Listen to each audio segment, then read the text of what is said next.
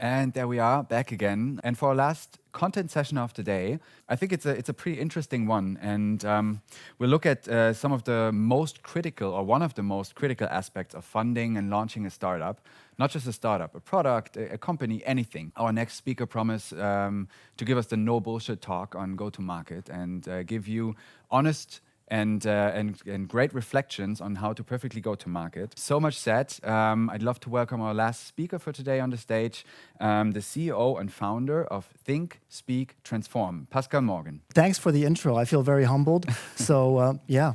So maybe you want to tell us quickly before we start to talk how you actually go to market. Can you give this in a nutshell? Oh, wow. You know what? One size does not fit all, and I'll talk about that in a second. It's such an individual topic. It really depends on your product, on your company, on your brand, on the people behind it. So everybody needs to find their own individual way for go-to-market. But there is something about the just do it part. It's not just a slogan, but you really need to get into the movement, into the momentum. And then you'll be surprised how easily things just start to follow up. So let's just take a step back. They always think about, what's your business plan? What's your business? Is this actually viable? It's actually something very personal, isn't it? It's about you. It's about the value you want to create for yourself, for your family, for your community, for the society you're living in. What is the value you want to create? Bringing your capabilities and your passion to the table and making that decision to move forward. One size won't fit all. Not all flavors are going to come across the same way, because there's so many individual things you have to talk about. Yeah? Take a step back and try to figure out, put people and purpose back into the center of things, and all of a sudden things change again. Your product is not just something you're trying to sell, it's a solution to a customer demand. And your price does not turn to a price that you want, but it's a value that you're giving to your customers, and your customer is willing to do that in exchange, in transaction. It's not only in dollars or in euros, it can also be in data or in community engagement. And the same thing also with providing access to your product, or not just selling and advertising, but providing education. If your startup is, for instance, in health science, try to provide some more information left and right on what's happening in the health industry. And all of a sudden, you have a different level of community engagement moving forward. Because at the end of the day, it's about, are you disrupting or are you being disrupted? And who are you actually selling to? Yeah? Are you clear about that? So your early adopter strategy is going to be key.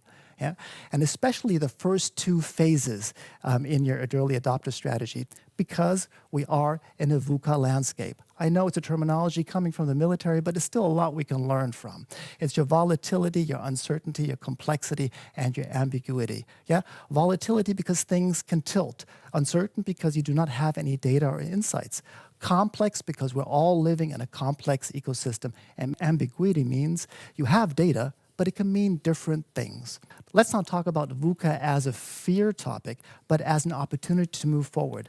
Develop your vision. Where do you want to go? Yeah? If you do not have insights and you're flying blindly, create a deeper understanding of the market you're operating in. Even if things are complex, have the courage to make a decision and pull it through. Learn from that. Fail, fix it, stand up again, and move forward. And if the situation is ambiguous, learn to be flexible, adapt to the new situations moving forward.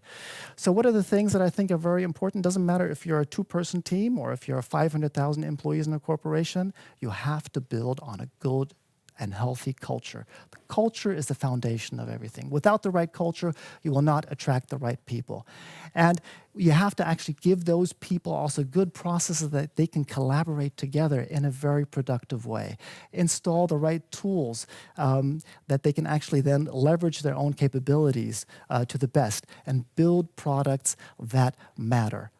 Engage your community, communicate your value, and then at the end of the day, you will be able to provide a disruptive customer experience. But culture is truly the foundation moving forward.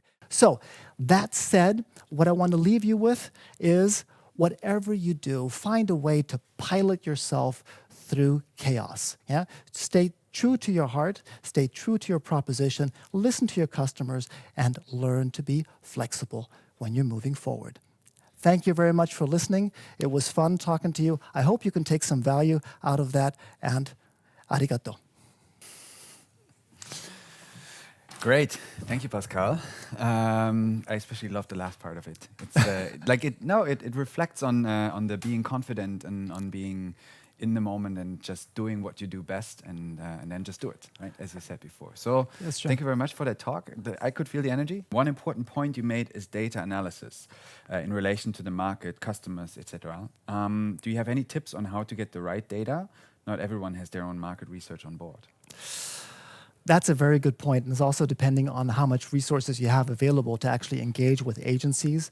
And it also depends on the product you have there. Is it a digital product? So you have digital touch points, and then you try to actually track those. And there are different ways of using tracking tools.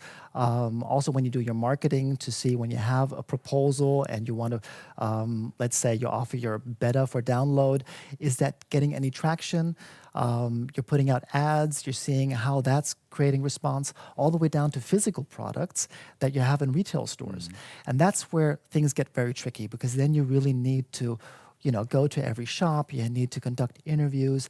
It can be a very cumbersome process, but whatever you have to do, get to that data, because it's very critical. The worst thing you can do is fly blindly. Thank you, Pascal. Thank you for being having here. me. It was great. And yeah, hope to see you later down on the ground.